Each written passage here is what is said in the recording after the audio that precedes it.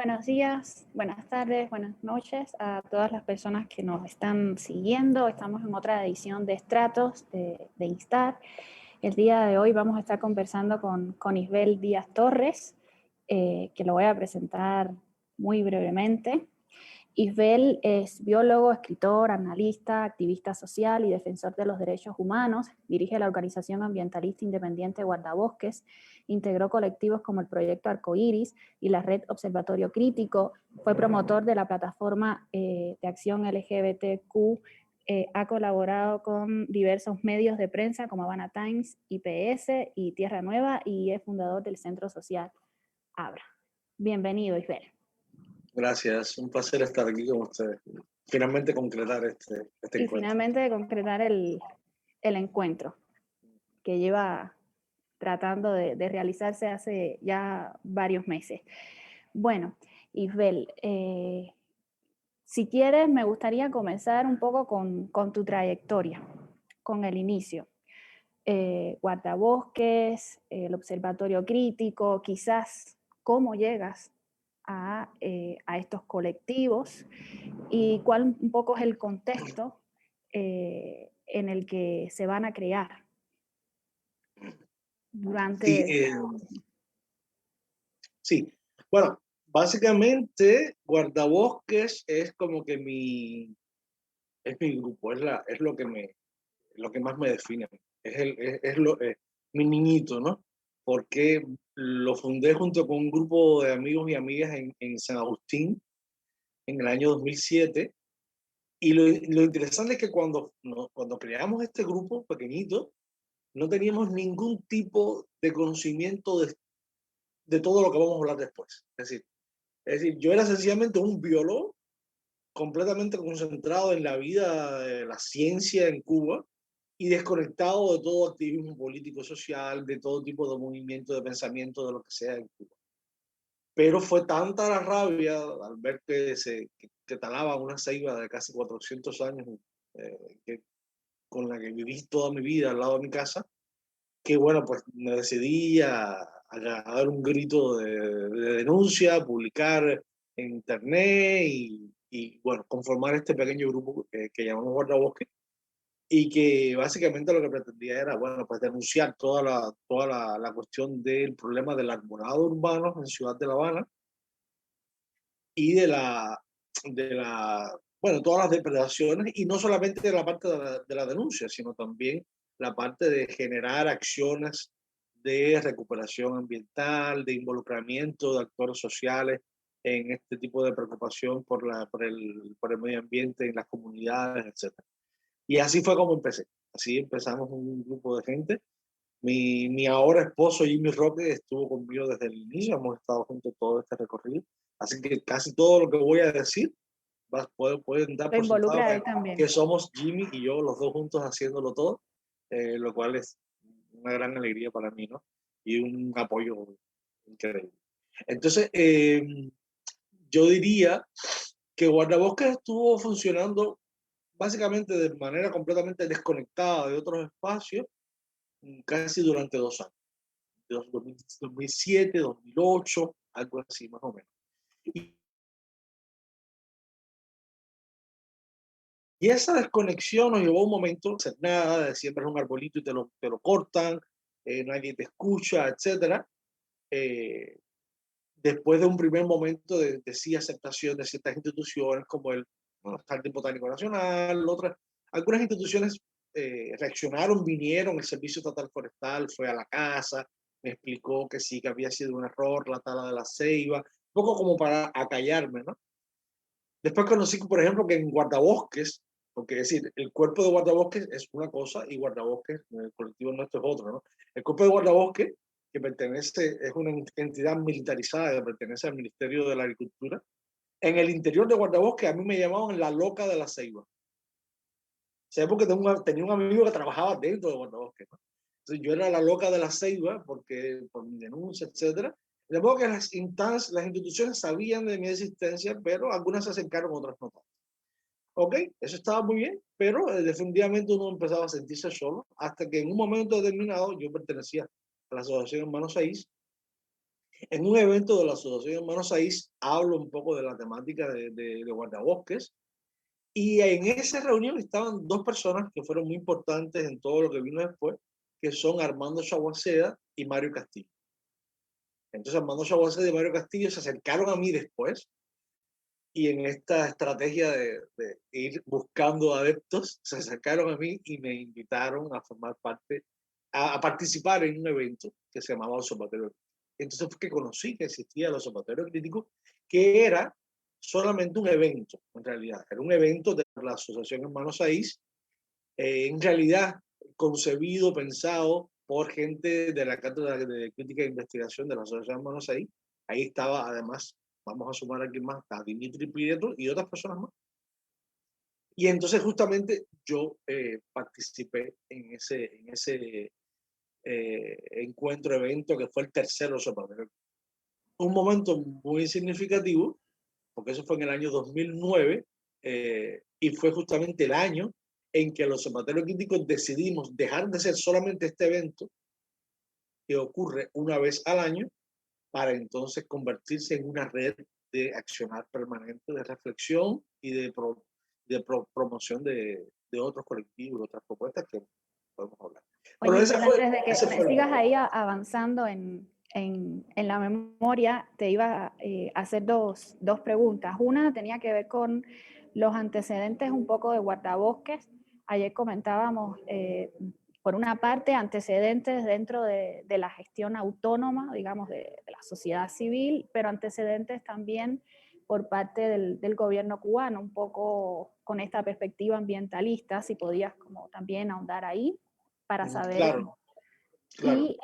Y el otro punto que también me interesaba que volviera sobre él es la relación con la institución de estos proyectos. Al inicio más o menos comentabas algo de que justamente había todavía en ese periodo una posibilidad de negociar con, Claro. digamos, la institucionalidad cubana para existir, ¿no? Existir en ese rango que siempre es nebuloso entre la autonomía y la relación, ¿no? Digamos, con el poder, pero que funcionaba todavía como una especie de bisagra, principalmente a través de la Asociación Hermanos Saiz, que bueno, tú lo acabas de mencionar, y creo que varios de los miembros del observatorio también pertenecían a la asociación. Entonces, no sé si puedes ahí como ahondar un poquito. Sí, claro. Yo, bueno, primero, yo tengo una formación como biólogo, y esa formación como biólogo me ha sido útil todo este tiempo, por supuesto, porque me da un poco, algunos conocimientos, o al menos algunas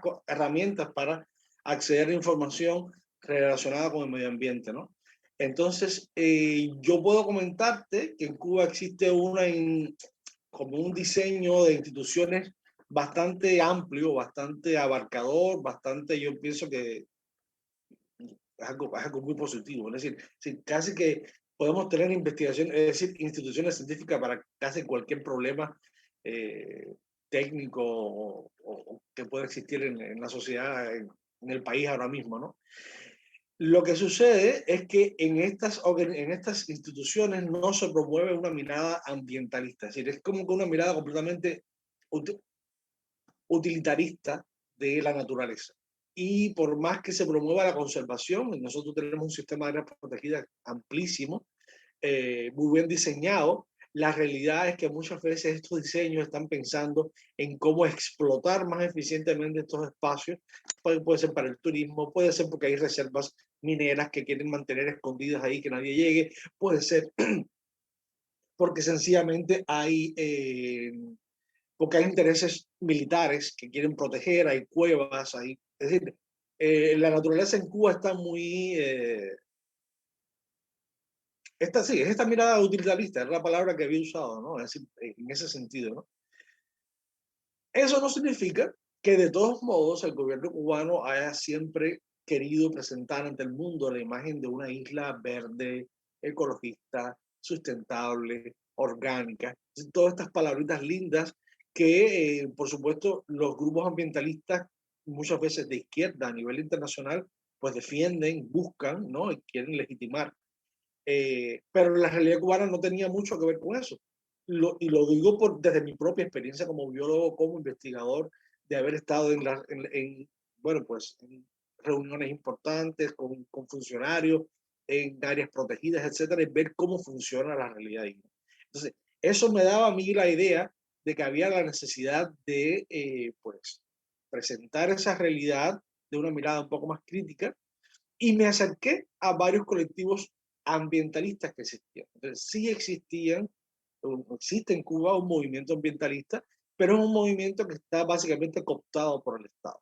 Son pequeños grupos, podemos hablar desde pequeños círculos de interés en las escuelas, que les enseñan a dibujar árboles o mariposas o lo que sea, eh, o incluso cosas más macabras aún. Por ejemplo, hay un círculo de interés en Moa, en Holguín, que los llevan para que aprendan cómo es ser minero, ¿no? Entonces es un grupo ambientalista, es un grupo ecologista que le están enseñando a los muchachitos, a los niños y niñas, cómo explotar, básicamente, además en un método que en cualquier parte del mundo ya está bastante rechazado, bastante desprestigiado, que es la minería a cielo abierto, que básicamente consiste en poner dinamita y explotar una montaña completa. Así funciona la minería en Cuba, en Moa, y tenemos estos paisajes lunares, rojos, y este nivel de contaminación y de depredación ambiental increíble. Sin embargo, ellos no tienen ningún tipo de reparo en colocar ahí un grupo ambientalista, que son unos niños que les ponen unos cascos de mineros, y bueno, pues hacen este tipo de cosas. Entonces, ese tipo de ambientalismo por supuesto, ayudado a conservar esta imagen de esta Cuba de esa manera, al menos que ellos la quieren mostrar.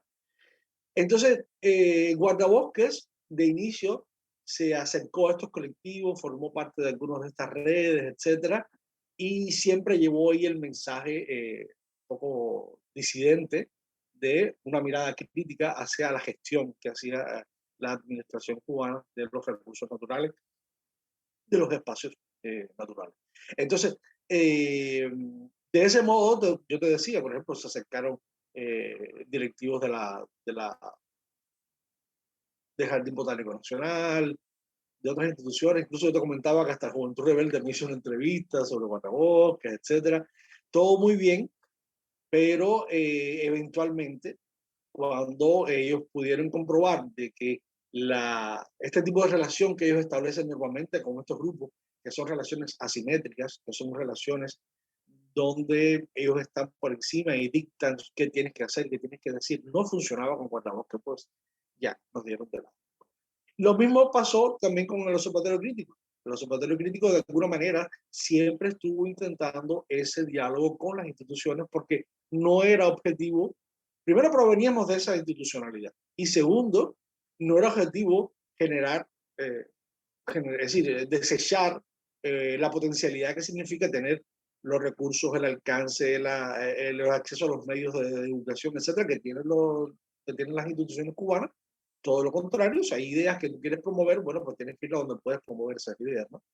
Y siempre intentamos mantener relaciones cordiales con todos los organismos, organizaciones, instituciones estatales en Cuba, pero ese intento era siempre con la premisa de que no podemos permitir que esa asimetría nos aplaste, que esa asimetría anule nuestra voz y que eliminara la capacidad crítica analítica que podíamos nosotros estar generando sobre los procesos, los que sean. Puede ser estos ambientales, pero puede ser cualquier proceso, ¿no? Los procesos culturales, los procesos artísticos, antropológicos, lo que sea, que nosotros queríamos abordar.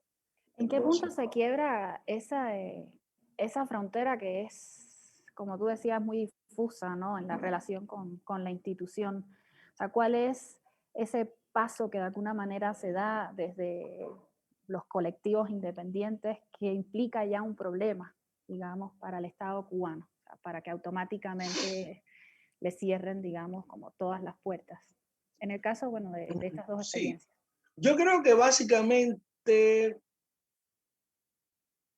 hay varios elementos. Un primer elemento es cuando las organizaciones autónomas independientes empiezan a identificar actores con nombres y apellidos, personas o instituciones responsables y que tienen, una conducta completamente de impunidad en la sociedad cubana. Algo tan básico como, por ejemplo, decir que el responsable de que el elaborado en La Habana esté como esté es de las compañías eléctricas y telefónicas. Entonces tú vas a ETEXA y le dices, ETEXA, ¿por qué talaste estos árboles a la compañía eléctrica? Ya eso genera ahí un pequeño cortocircuito.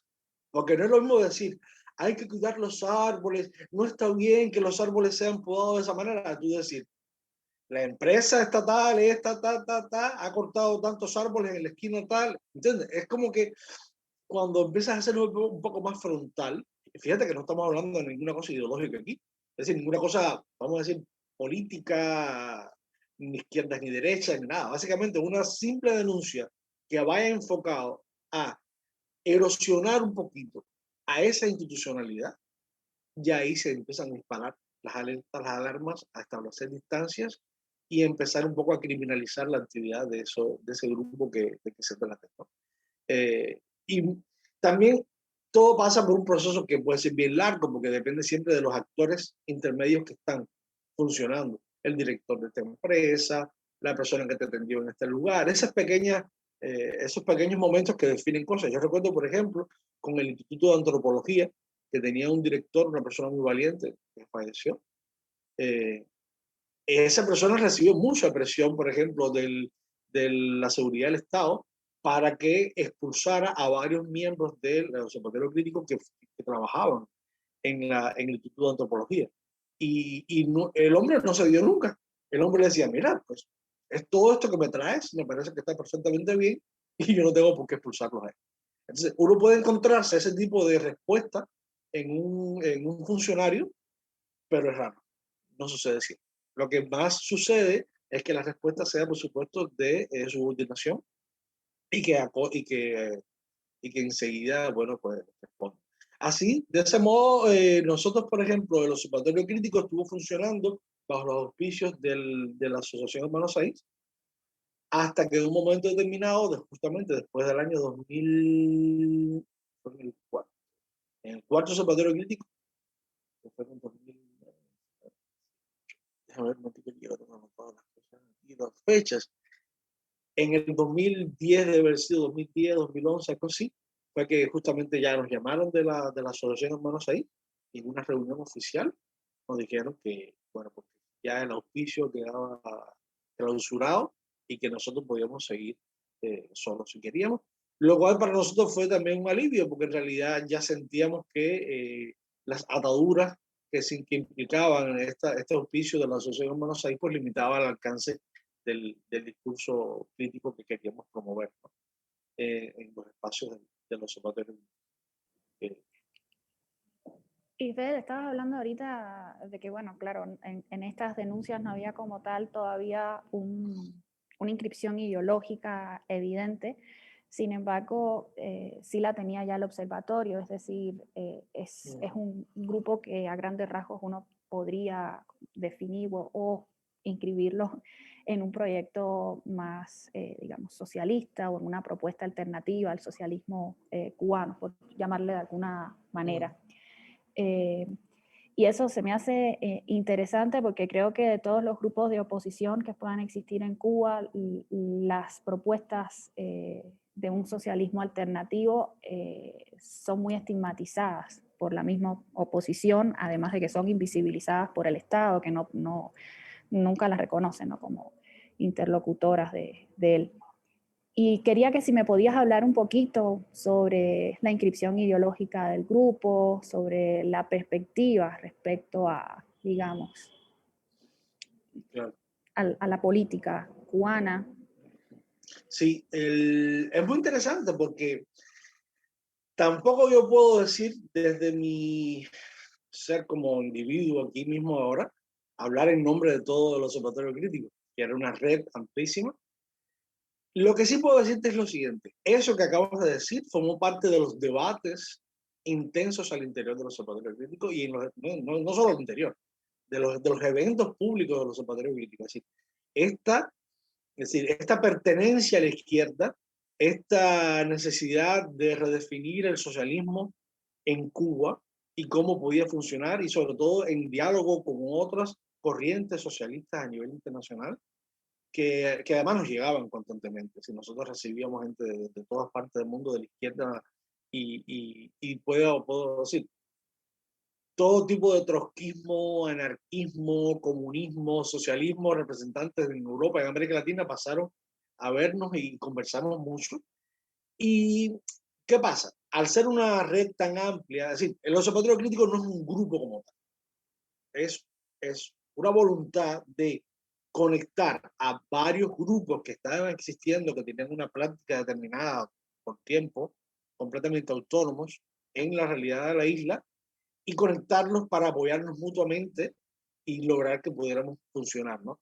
Pero por supuesto había una afinidad, y esta afinidad era una cierta mirada, podemos decir quizás anticapitalista, o podríamos decir más bien altermundista. Es decir, era esa mirada que era crítica con lo que nos estaba pasando en la Cuba de ese momento, pero crítica con el mundo globalizado y con lo que estaba pasando a nivel internacional también. Entonces, esta necesidad de no caer en ese discurso polarizado donde o idealizas la realidad cubana o idealizas la realidad internacional, nosotros dijimos, espérate, ninguna de las dos realidades realmente es óptima, es deseable. Ambas merecen ser pensadas, ser criticadas, ser deconstruidas de alguna manera para ver si podemos generar una nueva realidad donde podamos sentirnos más plenos y plenas, ¿no? Entonces, eh, pues yo te puedo, por ejemplo, contar un grupo como el Trencito. El Trencito es un grupo de una familia en un barrio de La Habana, del Vedado, que tiene una historia larguísima de generar juegos en la comunidad, juegos que no son competitivos, juegos que la competencia no es lo que lo define, juegos donde los adultos y los niños están en igual plano de, de toma de decisiones, etcétera. Eso para nosotros nos parecía con una tremenda potencialidad liberadora, emancipadora, pero por supuesto tú no puedes ir a preguntar a las personas que hacen ese juego si son de izquierda o si son de derecha. Es decir, esas personas tienen una práctica que es emancipadora en sí misma. Quizás analistas podemos decir, para nosotros esa es una práctica de izquierda en el sentido de que está rompiendo la lógica de la depredación, de la competencia, etcétera, que es lo que impera en el mundo. Es posible, pero como individuos ya, ellos no tienen por qué definirse con ningún tipo de ideología, ¿no? Entonces era y nosotros tampoco nos interesaba que se definiera nadie. Es decir, no importa, lo importante en este caso es que es una práctica además, no solamente la práctica por la práctica, hay un pensamiento detrás y un estudio. Estas personas estudiaron muchísimo todo lo que estaban haciendo y sabían lo que estaban haciendo y todavía lo hacen.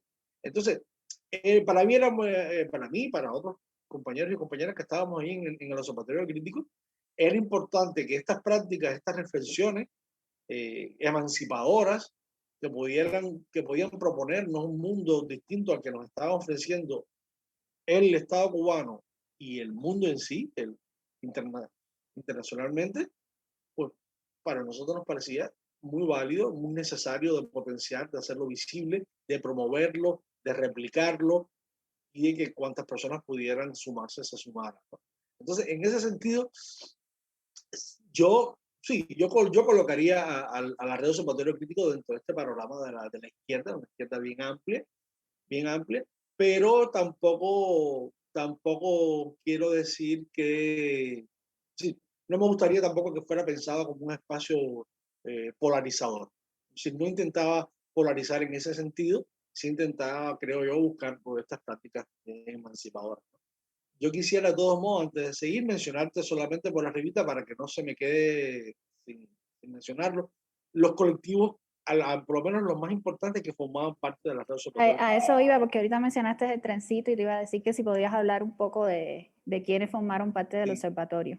rapidito, porque cada uno de estos grupos tiene una historia propia antes y después, entonces como que no puedo ahora mismo, no podemos invertir demasiado tiempo en eso, pero son para más gente querida, porque el Observatorio Crítico promovía un tipo de relacionamiento que pasaba por la amistad, por el, tú sabes, ¿no? Por la solidaridad, por el conocer los problemas personales de la gente, es decir, un verdadero relacionamiento con la gente y no que tú estás inscrito y perteneces y estás en una lista, ¿no? Entonces, por ejemplo, yo te puedo mencionar primero la Cátedra de Santa María, porque la Cátedra de Santa María es la que origina todo este movimiento de los observatorios críticos. Cátedra de Santa María básicamente es un grupo de académicos jóvenes bueno, que estaban, ayer te mencioné algunos porque estaba, te mencioné a Chabaceda, te mencioné a Mario, pero ahí estaban otra gente, estaba Dimitri, estaba bueno, Fyodor, Juliotán, eh, creo que hasta la misma Hilda formaba parte de la Cátedra de Santa María, no sé, ya ella saldrá y me dirá que sí o que no, ahora mismo no recuerdo, porque realmente era, la cátedra se fundó antes que yo llegara a este colectivo, ¿no? Pero bueno, la Cátedra de Santa María, este grupo de jóvenes intelectuales estaba ahí, estaba produciendo pensamientos, textos, generando eventos muy interesantes. Estaba también bueno, el grupo de Nuestra América, que justamente era el grupo de Hilda, un grupo de muchachos y muchachas que tenían investigaciones muy serias acerca de, bueno, las culturas prehispánicas, el estudio de la toltequidad, Mesoamérica, determinadas prácticas culturales, ancestrales, etcétera, que eran muy interesantes y que nos proponían alternativas también de cómo relacionarnos, cómo entendernos, cómo insertarnos en el mundo, etcétera, y tenían un trabajo y tuvieron y siguen teniendo después un trabajo muy bueno. Nuestra América estaba Fanguito Estudio, que básicamente es un artista, eh, Rodolfo, que tenía, bueno, tenía un proyecto creativo autónomo de arte digital crítico, hacía unos videojuegos muy interesantes. A mí nunca se me olvida este videojuego que era como una especie de, había como un cañón que te vigilaba, ¿no? Entonces tú estabas abajo así y tú te movías, pero cuando tú decías alguna palabra, entonces te disparaba. Y mientras no decías ninguna palabra, él no, él no te No disparaba, ¿no? disparaba. Entonces era como el Estado cubano, ¿no? Mirando ahí, si no dices nada, perfecto, pero si dices yo te voy a disparar. Ese tipo de cosas muy interesantes. Estaba por Esquife, también era un proyecto de la Asociación Manos Ahí, era una revista cultural donde se publicaban textos de, bueno, ensayos de todo tipo, etcétera. Estaba Agenza. Agenza es un proyecto que básicamente estaba indagando sobre el tema de la no violencia, las prácticas de la no violencia activa, algo muy interesante, algo que básicamente es un principio que de alguna manera ha estado presente después en casi todos los colectivos opositores en Cuba, etcétera. El del Tencito, bueno, pues ya les hablé. Había un grupo que se llama Socialismo Participativo y Democrático. Creo que era el único grupo que era eminentemente político dentro de los observatorios críticos. Ahí estaban figuras como Pedro Campos, por ejemplo, o Félix Sautier, entre otros. Personas ya mayores, personas que provenían del Partido Comunista, incluso algunos que eran todavía miembros del Partido Comunista, pero que tenían una visión crítica de ese socialismo que estaba implantado en Cuba. Eh, no sé, habían otros, Black Hat, por ejemplo, un colectivo que promovía la cultura hacker en Cuba, tratando de buscar alternativas para la conectividad, alternativas para el almacenamiento de datos, para la seguridad informática, etcétera. Entonces, como ves, estaba Guardabosque, que nosotros nos sumamos ya en el 2000, en el 2009. Estaba después, un tiempo después, y hablaremos quizás de eso también, se sumó el proyecto Arcoiris, que fue en el año 2011, y así, ¿no? Así que se fueron sumando varios colectivos y cada uno con su propia agenda, con sus propios intereses, pero sucedía que muchas veces varias personas pertenecían a la vez a varios de los colectivos estos y como ves podían tener eh, enfoques completamente distintos. Educación, tecnología, medio ambiente, sexualidad, cualquier tema era posible que formara parte de los observatorios críticos, siempre que la perspectiva fuera una perspectiva emancipadora y liberadora. Oye, Isabel, ahora que estás, bueno, yo conocía un poco del proyecto, pero ahorita que estás mencionando como todos estos grupos que se articularon, me parece buenísima la idea del observatorio como esta especie de tejido, ¿no? O sea, la idea esta de ir tejiendo, porque justamente un poco es, se acerca mucho también a lo que en Latinoamérica en esa época estaba pasando, con lo que llaman los nuevos movimientos sociales, que justamente era la idea de una visión crítica a la propia izquierda que había dejado de lado ciertos temas, y no solo ciertos temas, sino también a ciertos sujetos y ciertas sujetas que no habían sido visibles para pensar, digamos, una política emancipatoria. Entonces, se me hace como muy interesante este proceso de articulación dentro de Cuba. No sé si quieras y puedas ahondar un poquito más en el trabajo articulado del observatorio y bueno, ya has ido diciendo creo que muchas cosas, pero bueno, a mí en particular me gustaría saber mucho cómo trabajaron y sobre todo cómo lograron unirse. Tú hablabas también de algo muy importante, creo que es la amistad, ¿no? O sea, pensar la amistad en términos políticos también, la empatía, o sea, la capacidad de empatizar, aun cuando sabemos que no tenemos que pensar o sentir igual en el mundo. Y eso se me hace como muy importante, digamos, como principio político. Entonces, si podrías como andar en eso. Claro. Sí, definitivamente era necesario este espacio porque lo que sufrimos en Guardabosques, por ejemplo, de esta soledad, es lo que pasa muy comúnmente con este tipo de pequeños proyectos que no son auspiciados por nadie, que no reciben fondos de ninguna parte y que básicamente desaparecen al cabo de un corto tiempo, aunque la idea sea muy buena, muy interesante. Entonces, básicamente, esta compañía, este acompañamiento que nosotros proveíamos a estos colectivos, o que nos proveíamos mutuamente cada colectivo, era lo que básicamente hacía que estos pudieran reproducirse en el tiempo, mantenerse y hacer el trabajo que querían, ¿no? Había algunos espacios que creamos que pienso que ayudaron mucho a este mantenimiento. Primero, los encuentros sistemáticos que teníamos de asambleas y qué sé yo para tomar decisiones. En algunas ocasiones incluso el observatorio emitió declaraciones sobre determinadas cuestiones políticas, culturales, etcétera. No era el estilo, no era lo que se pretendía, no era un tanque pensante para estar posicionándose también sobre determinadas cosas así, pero sí en algunos momentos lo hicimos. Y teníamos, por ejemplo, lo primero que teníamos fue un boletín de noticias que se llamaba Compendio OCE.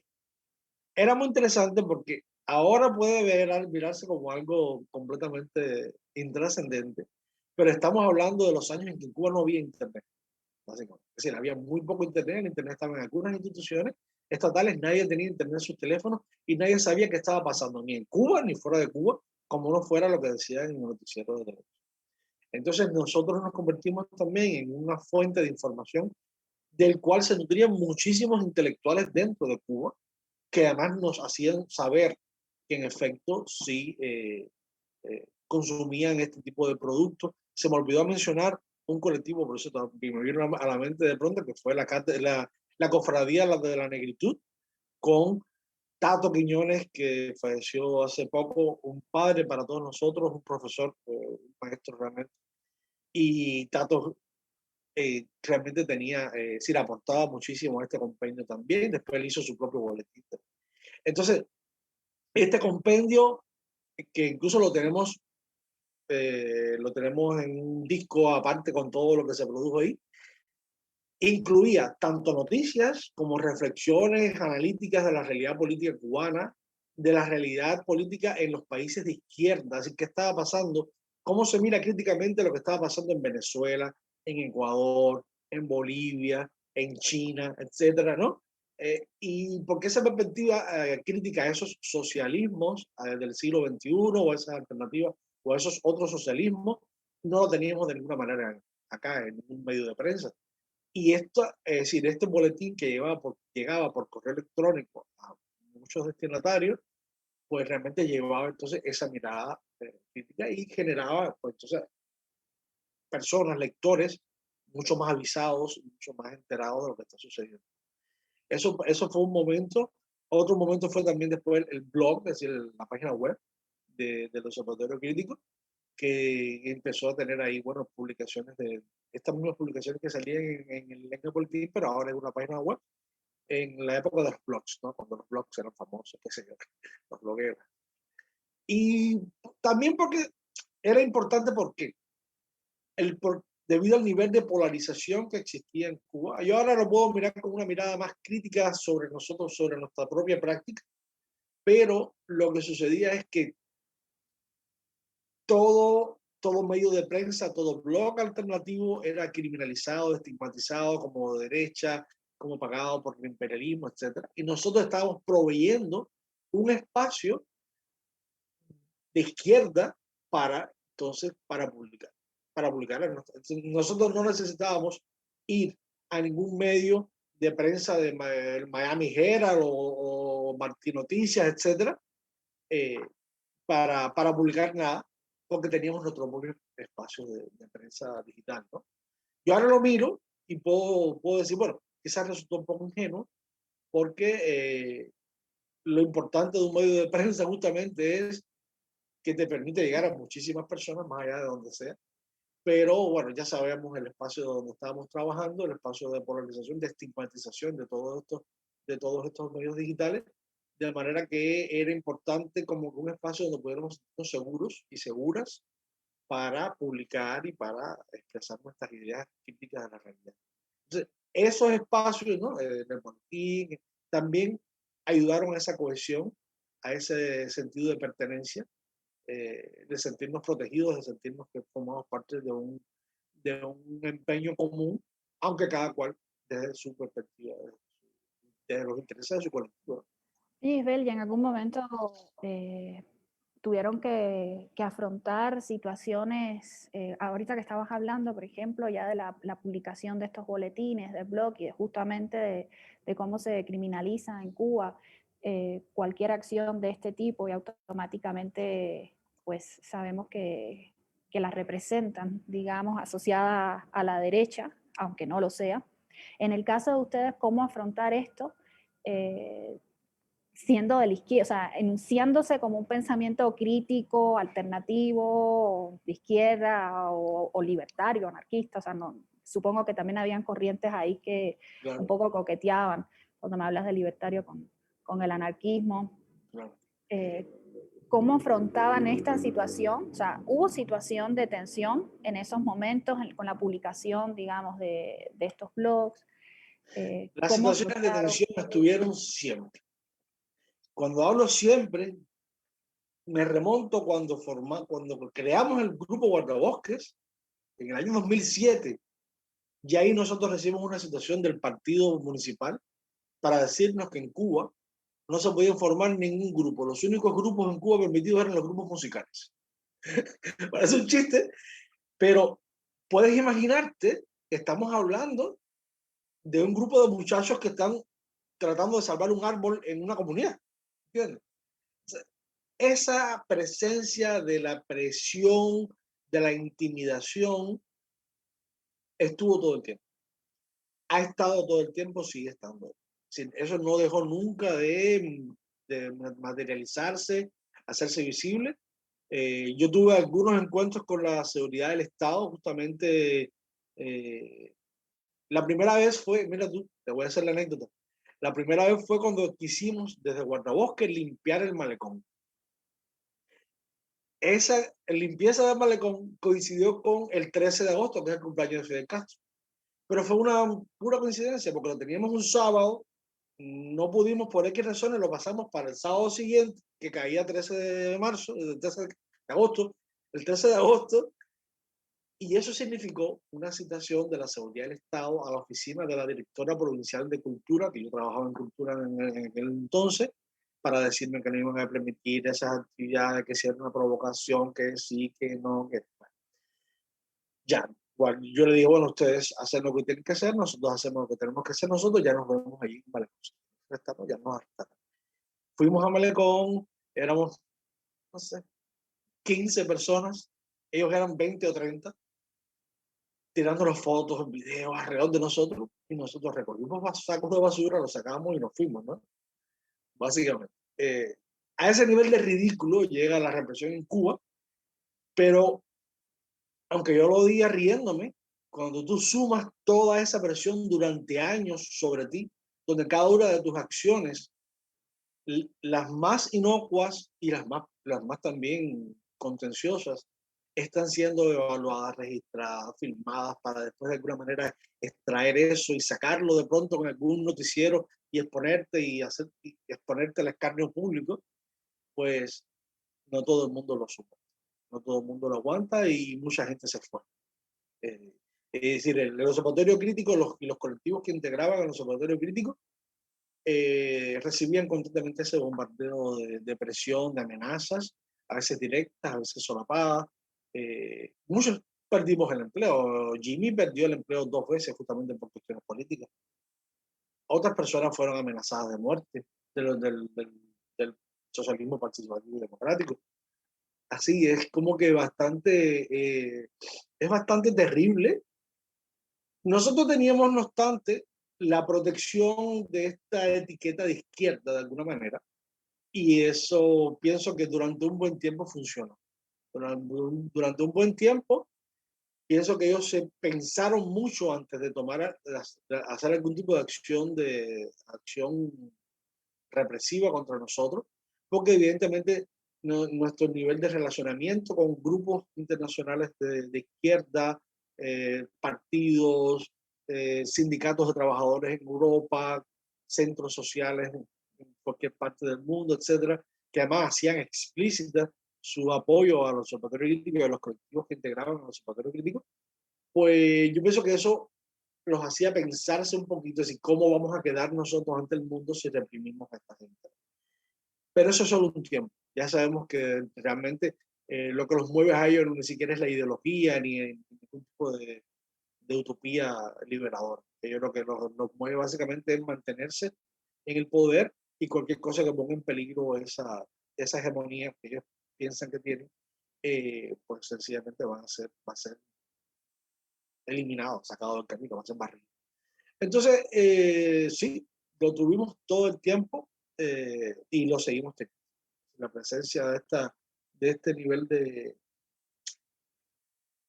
Ellos logran de alguna manera desvirtuar el trabajo que uno hace y construyen una narrativa paralela que de pronto tú te quedas así sorprendido de cómo es posible que la hagan, pero lo hacen, ¿no? Y lo que digo en una entrevista de pronto me dijo, no, yo le dije, pero es que para mí los contrarrevolucionarios son ustedes. Y él me decía, no, no, no, nosotros definimos quién es y quién no es revolucionario. Me decía la gente de la sociedad. Y bueno, ustedes lo definen. ¿Qué Claro, puedo y hacer? tienen el capital, detentan el capital para definirlo, o sea, en cualquier tema. Exacto. Entonces, eh, no obstante ha pasado el tiempo, yo miro hacia atrás y digo, bueno, mientras nosotros estábamos desarrollando toda esa labor permitida, habían grupos de oposición, grupos dentro del espectro político que se oponía al gobierno cubano de modo frontal, que recibían esa misma y más represión todavía, ¿no? Es decir, evidentemente, en aquel momento no lo veíamos. En aquel momento pensábamos que, bueno, pues nada, nuestra práctica es así y no nos reprimen porque somos muy valientes o porque somos... Y después, con el tiempo me di cuenta que sí, era una especie de privilegio el que teníamos de no ser reprimidos, ¿no? Y es triste, es como que, vaya, podría hasta llevarme hasta avergonzarme de alguna manera, poder existir, accionar a la vez que otros espacios o personas, y al final de cuentas, porque todo espacio, toda iniciativa, lo que está detrás son seres humanos trabajando, pues recibían la más dura represión, a veces sin ningún apoyo por parte de nosotros, ¿no? A veces sí, es decir, tengo que decir con orgullo que por lo menos en 2 ocasiones nosotros estuvimos, dimos apoyo a otros colectivos. Por ejemplo, recuerdo cuando Omni Zona Franca fue expulsado de la Casa de Cultura y sufrió la represión del gobierno. Ahí nosotros nos expresamos. También recuerdo en cierta ocasión a Rodiles, que se coloca vaya, en el espectro político opuesto de alguna manera, porque es una persona que de alguna manera representa lo que puede ser la derecha cubana. eh, nosotros fuimos capaces de emitir una declaración en apoyo, o por lo menos de condena a la represión contra Rodiles. Es decir, hubo algunos momentos en que el Observatorio Crítico logró consensuar una postura y hacerla pública y darnos cuenta de que todo no eran solamente estos proyectos nuestros que estaban intentando generar una nueva dinámica y una nueva Cuba, sino que había otros colectivos que tenían un posicionamiento político frontal de, de oposición y que no estaban recibiendo ningún tipo de solidaridad por esta parte. Eso hay que decirlo, hay que mirarlo desde ahora también.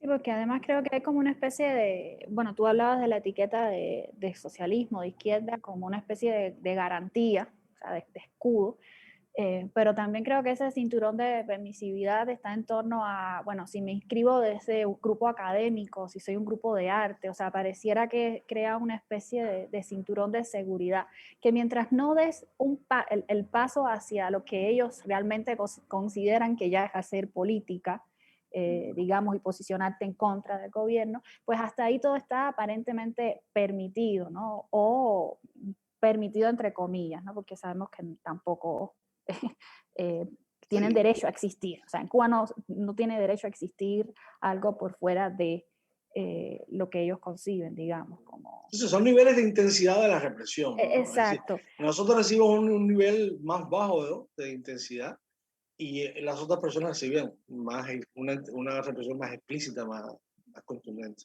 Sí, y justo por ahí venía, tú mencionabas ahorita, bueno, estado de SARS, que efectivamente es como, digamos, lo que podría representar un proyecto liberal, más de derecha, y Omni, pero bueno, también estaban las Damas de Blanco, o sea, creo que había como distintos colectivos que incluso eran los que tenían más visibilidad a nivel internacional, o sea, en términos de la oposición al gobierno cubano, mientras estos otros grupos, de alguna manera, pues creo, no sé, yo desde mi perspectiva me parece que eran mucho menos visibles, ¿no? Y con propuestas que eran, digamos, que emplazaban al gobierno cubano, porque enunciarse de un grupo de socialismo que está haciendo una crítica al gobierno cubano es de alguna manera emplazar esa posición política e ideológica del gobierno y colocarlo en una situación problemática, ¿no? Pero De claro, lo todos, que... sí, de todos modos, interesante, la cuestión de la visibilidad, nosotros realmente pensábamos un poco sobre eso y eh, esa visibilidad que tenían estos grupos opositores, eh, siempre nos dimos cuenta, es una visibilidad sobre todo hacia afuera. Así, quizás ahora no sea tan así porque tenemos internet, pero en aquel momento no había internet.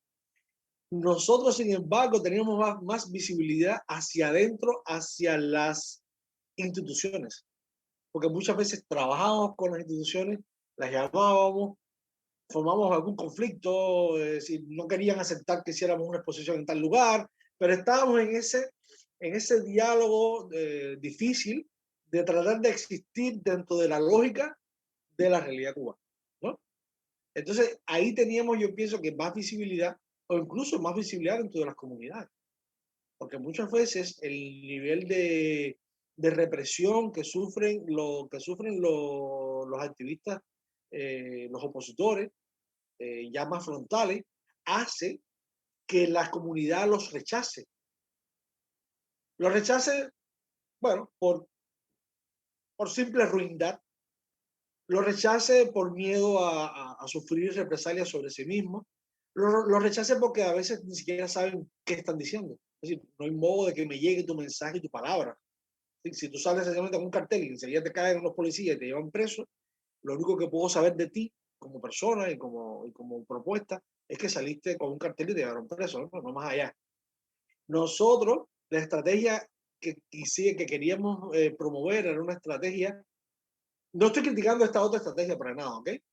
Sí, son válidas, ambas son válidas, solamente lo que quiero decir es que la estrategia nuestra era un poco diferente. Nosotros queríamos llegar a poder comunicar nuestro mensaje a las personas que estaban o en una institución o en una comunidad, ¿entiendes? En un lugar determinado. No querer hacer una exposición para que fuera cancelada, sino para que fuera vista de alguna manera. Y si había que ceder un poco, cedíamos un poco. Entonces, a lo mejor aquellos otros tienen más quizás dignidad o tienen más valentía, y nosotros tenemos menos, quizás, es posible. Pero es una estrategia para llevar un mensaje que para nosotros era valioso, ¿no? Por ejemplo, muchas veces tratábamos de no promocionar en la internet, en el blog, o las acciones que íbamos a hacer, sino que la promocionábamos después que la habíamos hecho. Eso tiene un costo. El costo es que no va mucha gente, pero tiene un beneficio, es que logramos hacerla. Entonces, si fueron 10 personas a sembrar un árbol, fueron 10 personas, pero si lo anunciamos, a lo mejor no va ninguna.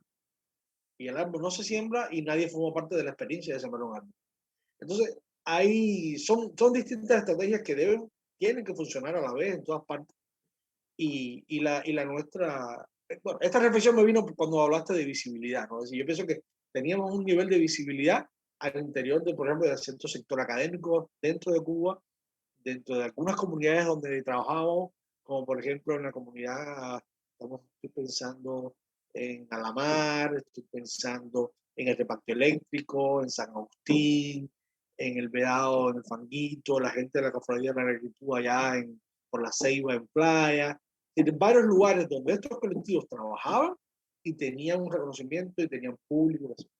Nosotros hicimos, por ejemplo, no sé si tú has escuchado bueno, toda la historia de los héroes, de los estudiantes de medicina y los Sí, cómo no. cinco hombres abacuá que fueron asesinados.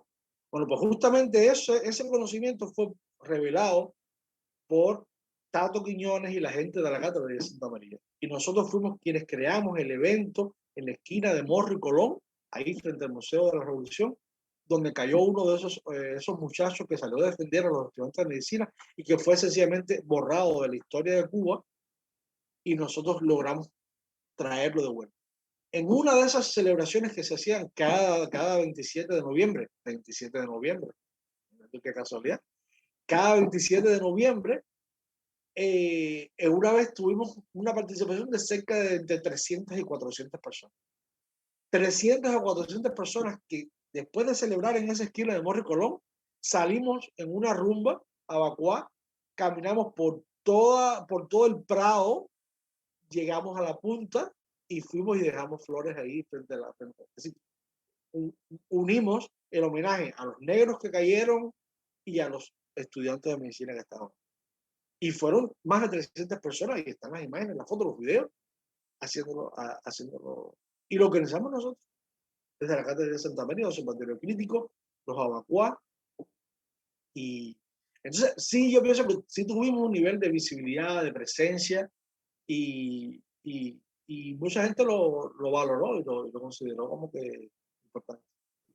Isabel, y ahorita que estabas hablando de esto de, bueno, estabas mencionando un poco cuáles eran las estrategias para existir dentro de esa lógica.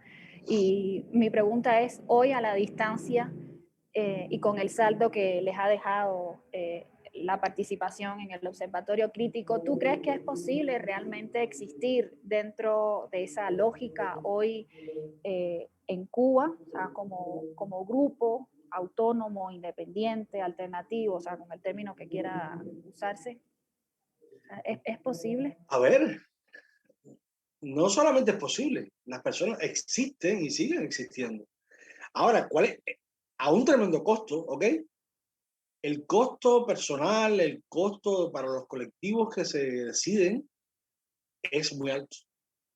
Es muy alto, pero afortunadamente hay personas que siguen estando dispuestas a, a enfrentar ese costo, ¿no?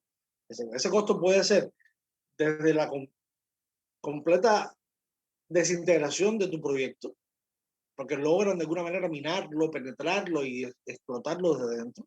Y de pronto tú nunca sabes qué pasa, pero nadie más vino, nadie está aquí, no tengo apoyo de nadie. Hasta la represión personal, prisión, exilio, ¿entiendes? Ese tipo de cosas que suceden, que siguen sucediendo. Y cuando tú miras, yo ayer justamente estaba en un espacio donde hablaba de eso, ¿no? Es decir, por ejemplo, las personas que se decidieron ir a la marcha del 11M, la marcha contra la homofobia y en respuesta a la cancelación por parte de Senasex de la conga contra la homofobia, las personas que fueron ahí, muchos recibieron represión directa y estaban sangrando directamente ahí, pero lo hicieron. pero otras personas que participaron después tuvieron que irse del país a raíz de la presión, la represión del gobierno cubano. Es decir, estos espacios, el 27N, no sé, todavía ya en algún momento tendremos la historia del 27N real, es decir, porque algunas personas han revelado las presiones, pero había muchas personas que ni siquiera tenían una experiencia de práctica política, de pertenencia a ningún colectivo, que muy probablemente han estado recibiendo presión individualizada para que se aleje de ese espacio. Ya lo sabremos en el futuro, pero no me cabe la menor duda de cada una de esas personas que están filmadas, fotografiadas, grabadas ahí, tienen un acercamiento puntual de la seguridad del Estado para desarticular ese espacio de, de, de colaboración de alguna manera, como el 27N y otros, ¿no? Entonces, ese reto para la mera existencia está todo el tiempo y los espacios. Ahora, lo otro es, los colectivos, los empeños, los proyectos tienen una vida útil limitada. Llega un tiempo hasta que a partir de un momento ya no funciona. Hay que ser lo suficientemente inteligente como para decir, bueno, este ya no funciona, vamos a diseñar algo nuevo que sí funcione, ¿no? Porque si nos mantenemos en la mentalidad en la que hemos crecido, de una sociedad que tiene un diseño esquemático y que tú no puedes salirte porque esto pertenece al Ministerio de Industria y esto pertenece al SIGMA y esto pertenece a no sé quién. Si tú no rompes esos esquemas, porque a veces tú no los llevas adentro y los reproduces y de pronto no quieres mezclarse, ¿qué tiene que ver mi práctica con las personas gay, lesbianas y transexuales que están ahí en la calle? ¿No? Quizás sí tiene que ver, quizás sí tiene, quizás la libertad de todos y todas tiene que ver con todos y todas, ¿no? Entonces, eh, yo pienso que el reto es hasta qué punto uno puede asumir el costo de esta práctica, de convertirnos no solamente en personas, sino además en ciudadanos y en ciudadanos activos, capaces o al menos deseosos de transformar la realidad, o sencillamente, bueno, ir con el flujo y seguir la corriente del río. Una carrera de resistencia contra una mole, porque ahí contra, contra el, Y, sí, y de resistencia y de, ¿cómo se llama esta de que se pasa el batón? de relevo. De relevo. Y también es una carrera de relevo, ¿no? Lo triste, no quiero ser demasiado pesimista, ¿no? Pero bueno, tengo que decirlo. También es muy triste que buena parte de la juventud cubana emigra constantemente y quien se supone que sea el relevo, pues no está ahí para coger el batón, ¿no? También pasa. Siempre habrá gente joven, siempre habrá gente joven, pero el costo que ha tenido el exilio y la emigración política, económica, el carácter que quiera ponérsele cada cual en cada historia personal, pero ha afectado mucho porque son las personas que deberían estar transformando la realidad en la isla, ¿no? Y sí, es resistencia, pero es relevo. Y el relevo también está afectado. Está afuera. Oye, ahora que hablabas de la marcha del 11M, que estabas mencionando que la libertad de todas y todos y todes, pues es un asunto que concierne a la comunidad en general. Quería preguntarte, bueno, quería entrar ya con el proyecto Arcoiris, y tú decías algo muy interesante que tiene que ver con, bueno, le llaman el enfoque interseccional, hay distintas maneras de nombrarlo, pero que justo es un poco, creo que el trabajo que intentaron hacer desde el observatorio, ¿no? Entonces, si podías por ahí un poco también ahondar. Sí, es muy interesante porque esta noción de interseccionalidad, de alguna manera nosotros la teníamos asumida y no habíamos, es decir, quizás el concepto empezó a hacerse un poco más popular después, ¿no? Pero básicamente era esa nuestra noción también, es decir,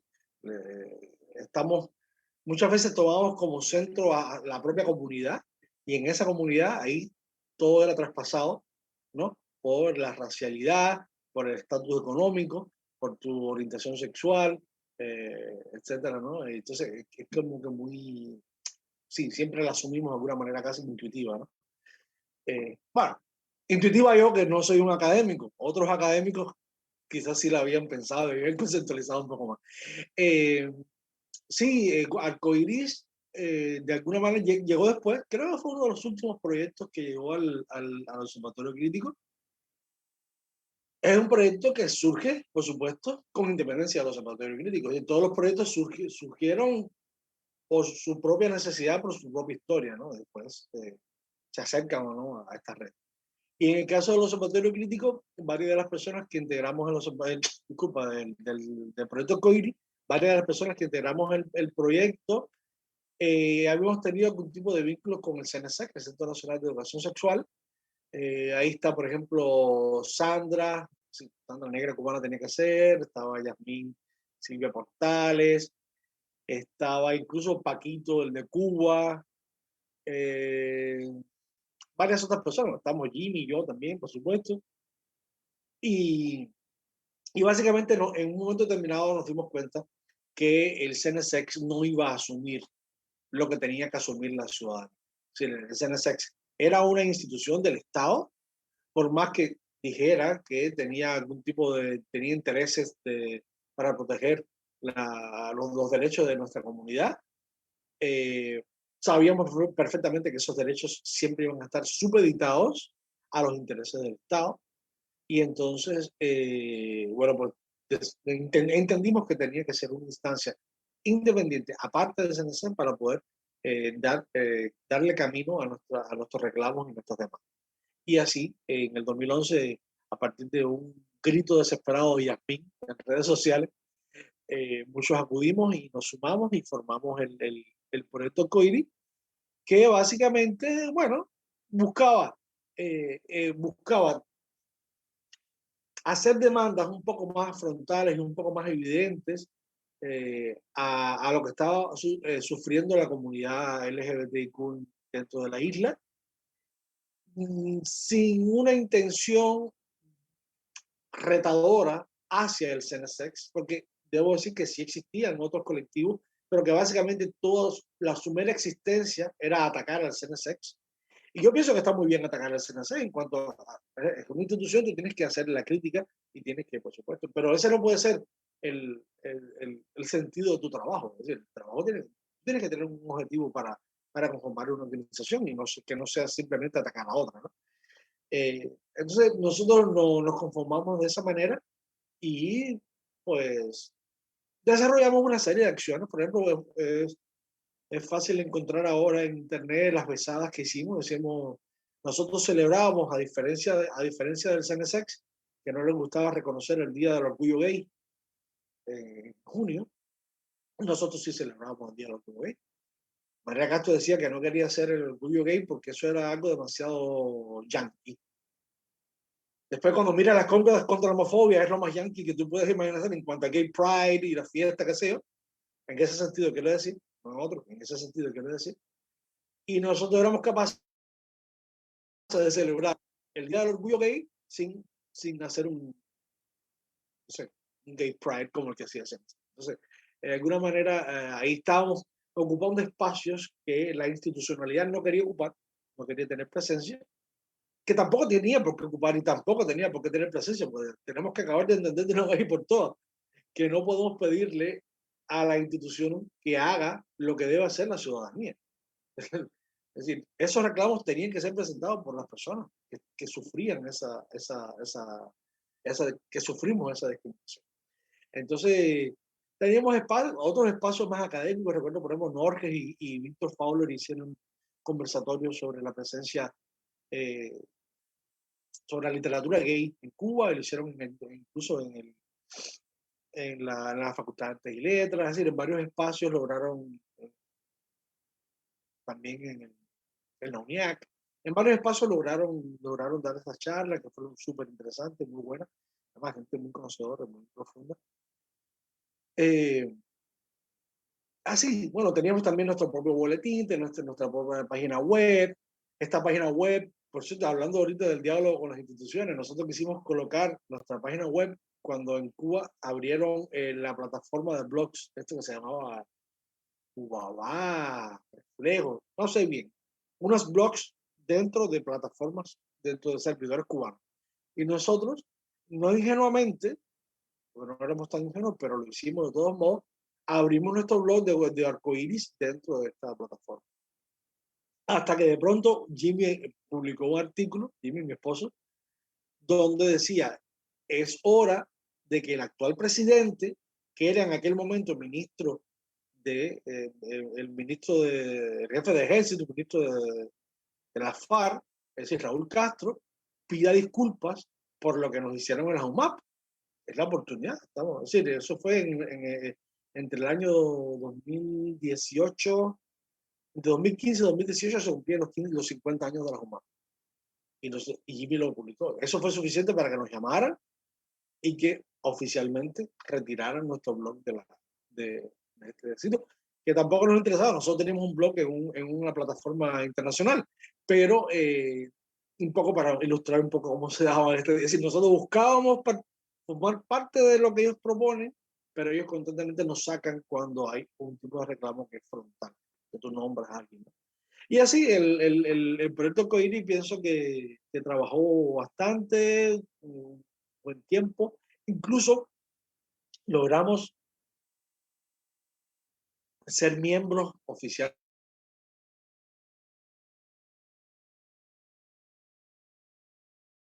de ILGA, que es a nivel mundial. Es un colectivo que en el 2014 hizo un congreso en Cuba, un congreso que el CNSX organizó, por supuesto, en Varadero, con, yo no puedo explicar el derroche de recursos, hoteles, personal, comida, bebida, artistas, conciertos, es una cosa muy, muy, es decir, bastante consumista, que los mismos activistas LGBT que venían de América Latina se quedaban un poco ofendidos y ofendidas al ver ese derroche de recursos en un país tan pobre, ¿no? Y entonces, pero ahí estuvimos la gente de Arcoiris y establecimos nuestra demanda y fue pública. Y ellos, por supuesto, se alteraron mucho y se ofendieron mucho, pero nosotros de todos modos fuimos y participamos y dimos nuestra visión de un activismo LGBT independiente, porque ahí estaban todos los activistas que forman parte de las redes de CNSX, de todas las instituciones del gobierno cubano, hablando maravillas, incluso hablando hasta del matrimonio. Tenemos una propuesta de matrimonio, estamos hablando del año 2014, estamos en el 2021 y todavía no tenemos matrimonio. Entonces, como que era muy cínico todo aquello y nosotros teníamos que aterrizar un poco sobre qué sí tenemos y qué no tenemos en Cuba todavía las personas LGBT. Entonces, bueno, Arcoiris de esa manera funcionamos, tratamos siempre de dialogar. Yo creo que te contaba aquella intención que tuvimos ayer hablando, ¿no? Que tuvimos de participar en los Juegos Gay, en los Juegos Olímpicos, Gay Games se llaman, y armamos todo un equipo, buscamos gente en los distintos deportes, qué sé yo, y queríamos que el CNSEC nos apoyara en cuanto a recursos para uniformes o algunos implementos deportivos, qué sé yo.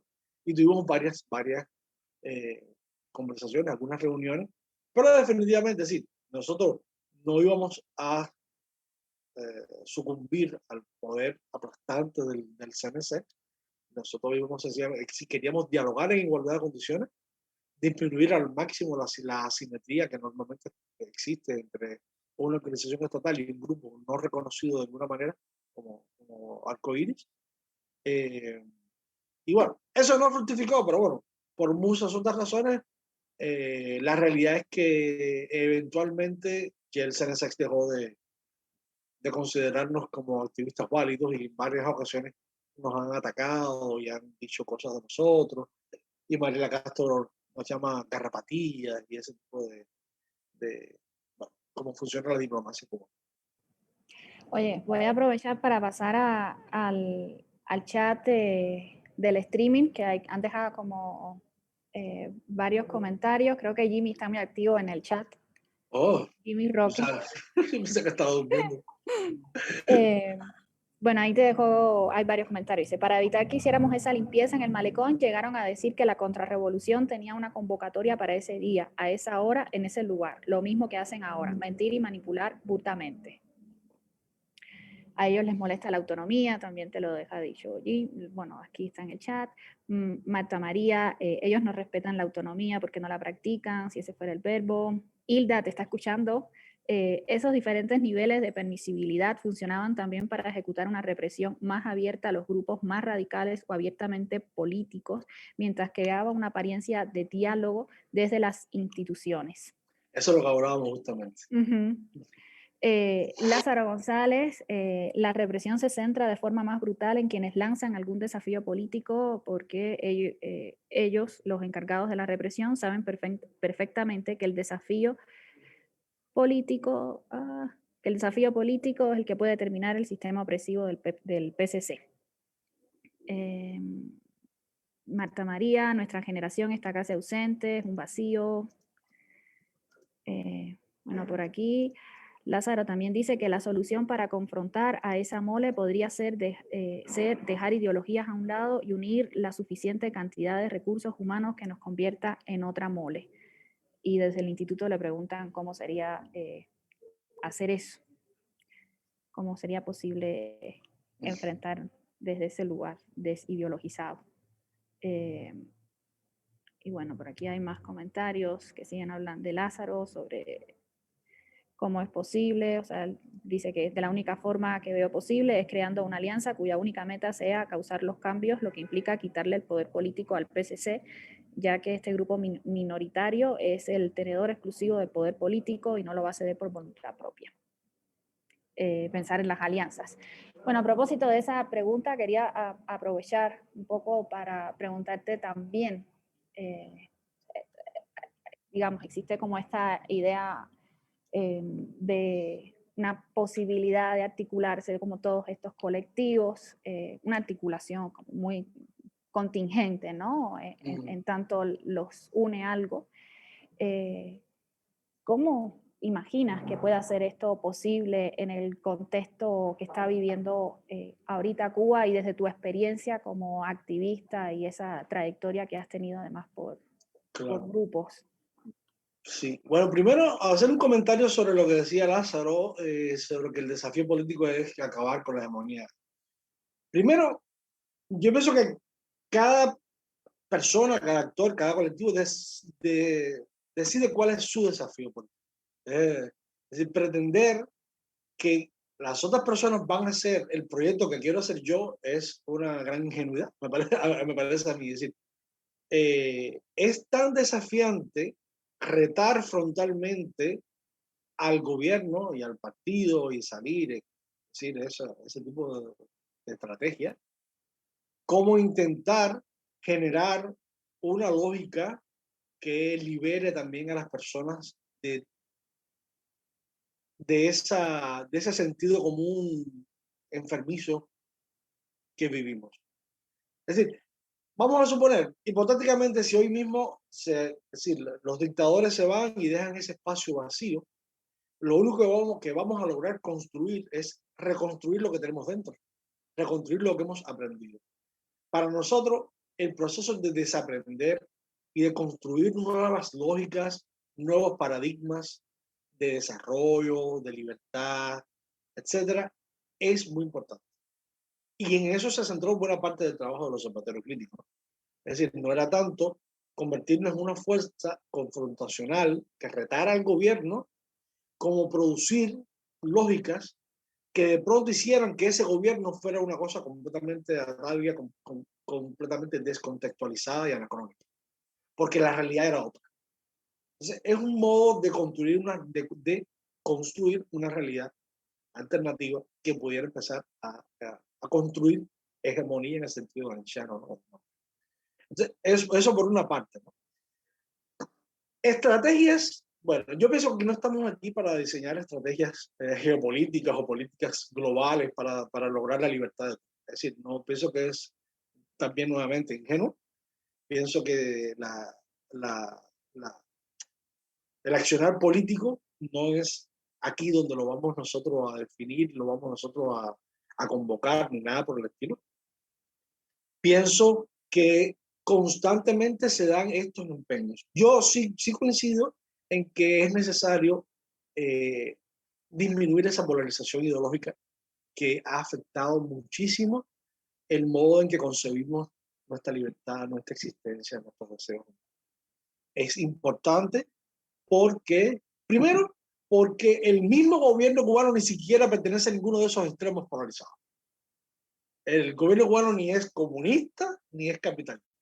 Es una dictadura ahí que echa mano a cualquier cosa que pueda servirle para reproducirse. Si del comunismo realmente existente le conviene la represión de los medios de prensa, lo va a coger. Si del capitalismo le conviene privatizar una parte de la economía y hacerse de esos recursos como hace China, pues lo va a hacer también. Es decir, ellos no tienen ningún tipo de pudor ideológico para accionar. No digo que las personas no tengamos nuestras ideologías y nuestros paradigmas, etcétera. Yo pienso que sí los tenemos, que sí debemos defenderlos y tenemos que crear espacios para presentarlos, pero yo creo que la solución para Cuba no tiene tanto que ver ahora mismo con esta parte, sí, con esta ideologización, sino más bien con disminuir esa polarización y lograr espacios consensuados. Cuando hablo de espacios de consenso, estoy pensando desde el movimiento San Isidro, donde puedes, sí, porque las personas de pronto quieren de pronto entender, simplificando todos los espacios. En el espacio de San Isidro hay personas de izquierda, de derecha y de todo, y de ninguna de las dos extremos, que están ahí. En el 27N también los hay. Entonces, los nuevos espacios ya han entendido la necesidad de superar esa polarización, no renunciando cada cual a sus propias ideologías, sino entendiendo que el proyecto que están construyendo tiene que ir por encima de eso para lograr convocar. Entonces yo pienso que no tenemos que inventarlo aquí en este momento, es decir, ya está sucediendo, ya de alguna manera se está dando esa práctica, pero bueno, pienso que no tiene que ver con lo que queríamos hacer con los zapateros. Es decir, los zapateros críticos no pretendía retar al poder, ni quitar al poder su lugar, ni nada. ¿Entiendes? Son dos cosas diferentes. Tampoco estos espacios, sí. 27N básicamente tiene una serie de demandas bien claras, súper inteligentes, son bien abarcadoras y bien integrales, pero son esas demandas. Es decir, tampoco es que ellos van a decir, yo estoy exigiendo ahora mismo la renuncia del presidente y de todo el comité central. Tampoco están diciendo eso. Entonces, hay que tener cuidado, sobre todo cuando estamos mirando la realidad cubana y sobre todo cuando la miramos desde fuera. Hay que tener cuidado porque uno no puede pretender suplantar a los actores reales, sociales que están ahí haciendo esa transformación. Y yo pienso que esa transformación está en marcha. Por momentos me siento completamente pesimista y por momentos me siento con algo de optimismo, ¿no? Es un proceso, pienso que le queda bastante todavía el proceso, sobre todo porque hay un nivel de créditos o legitimidad de alguna manera que esa cosa que las personas llaman la revolución todavía funciona dentro de parte de la ciudadanía, dentro de las personas que viven dentro de Cuba, y ese resorte siempre ellos lo van a usar y por eso todavía pueden hacer los ridículos mítines de repudio que hacen, ¿no? Porque las personas funcionan o por miedo o porque creen ingenuamente en lo que les están diciendo, etcétera, pero forma parte de la realidad. Entonces, esa realidad hay que transformarla. Y hay que transformarla también con lo que con lo que hemos hecho los colectivos nosotros, generando redes donde no esperan por el Estado para recibir ayuda, sino que yo acudo al que está a mi lado para pedir ayuda o para darla. Yo creo que has dicho como cosas que son muy interesantes, que dan como para discutir muchísimo según desde donde la veamos, ¿no? Pero me quedo con esto de justamente no desideologizar, digamos, las posturas, los colectivos, sino más bien desmontar la polarización que rige, digamos, la lógica política y social en Cuba, ¿no? Y que es de alguna manera la que nos pone en situaciones de confrontación, o sea, que es ahorita lo estamos creo que viviendo con todo lo que está pasando, en el que lejos de articularnos, lo que estamos haciendo es cada vez más abriendo las grietas, ¿no? Digamos, y siendo parte de esa narrativa, la que pues, la vemos, pero pareciera que no podemos salirnos totalmente de ella, ¿no? Que está ahí como algo que nos sobrepasa a todas y a todos. Y creo que eso es como, o sea, se me hace una crítica muy interesante, incluso a las propias trayectorias de cada uno de los grupos. Y por otra parte, también esto de que pues no existir meramente como una oposición a algo, sino realmente como se entiende o como se ha entendido muchas veces desde la izquierda también lo que es un reclamo democrático, ¿no? Que es el reconocer que hay pues, una parte que simplemente no está siendo incluida dentro de un proyecto, ¿no? Y viene a reclamar un poco no solo su pertenencia, sino su visibilidad, su derecho a existir, a ser, y etcétera. Entonces eso me parece interesante porque creo que valdría la pena revisar como los proyectos que traen cada uno de estos colectivos, incluso saber si traen un proyecto más allá de la crítica al gobierno, cómo se está pensando desde estos proyectos, desde las autonomías políticas en Cuba, una nación a futuro. O sea, que Claro. sería igual como interesante. Creo que yo me quedo con estas ideas para seguir cavilando. Y bueno, ahorita en el chat tenemos un poco más de comentarios, pero no hay como tal preguntas. Entonces, si quieres, te cedo la palabra para que hagas un cierre, si te parece, o si, bueno, cuál sientes que...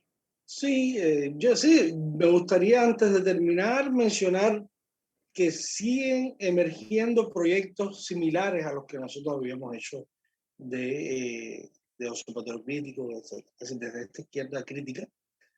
Todavía, así, cada cierto tiempo emerge, hay una oleada de jóvenes universitarios que salen y empiezan a estudiar de nuevo el marxismo y descubren a Gramsci o Mariátegui, etcétera. Entonces, pienso que constantemente hay esa mirada. Yo pienso que es muy interesante y es muy saludable que sí suceda.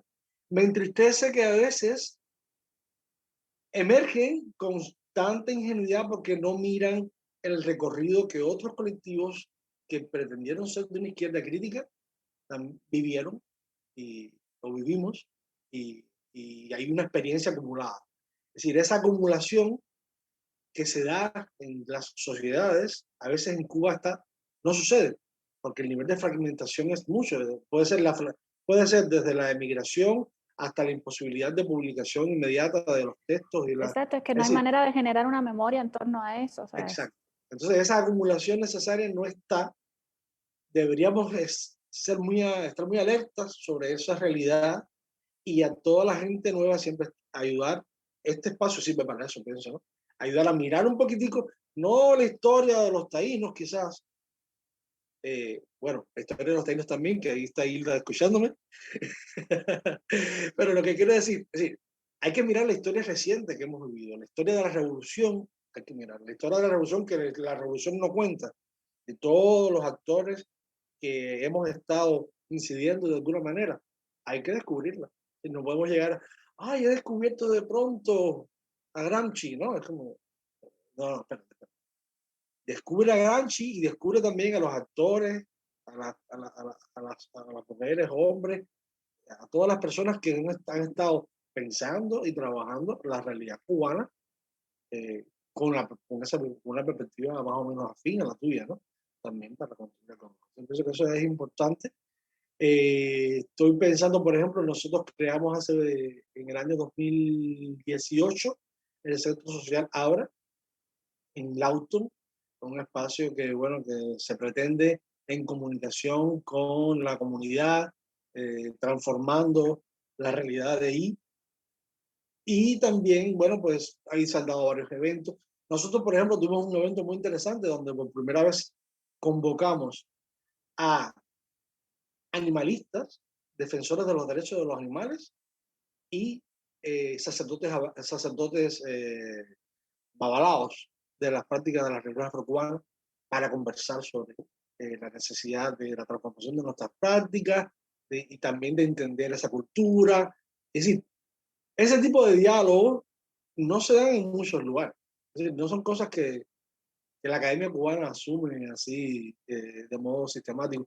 Nosotros estamos constantemente tratando de pensar espacios que no han sido ocupados para llenarlos también de significados y llenarlos bueno, o al menos hacer visibles las contradicciones que contienen, ¿no?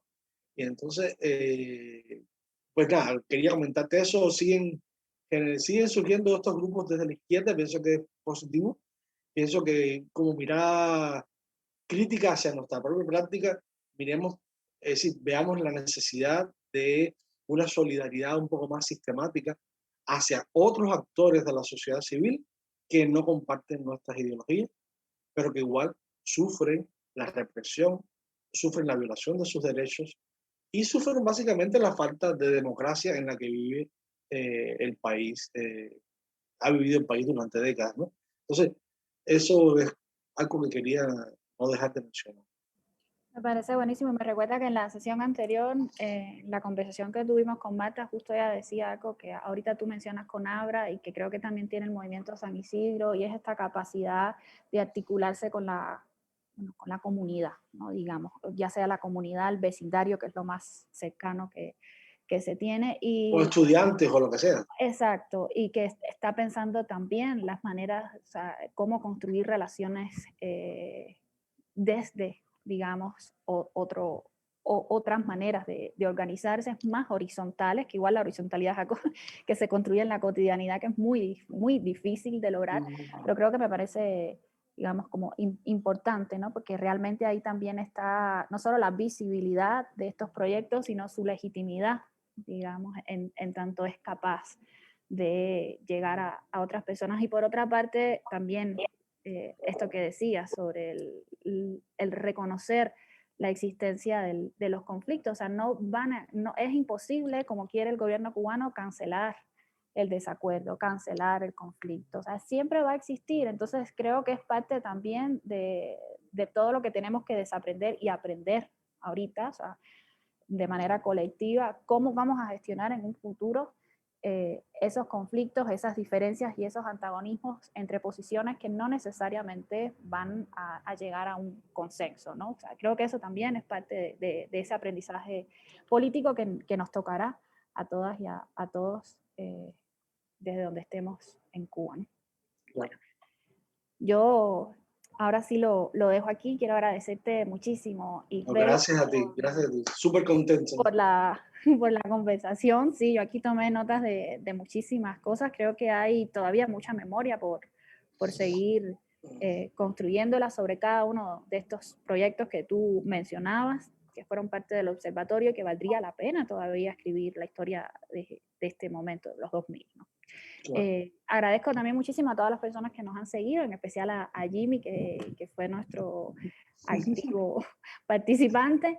Y nada, les invito a que sigan en las emisiones que vamos a tener la próxima semana de Estrato. Muchísimas gracias a todos, a todas y a todos.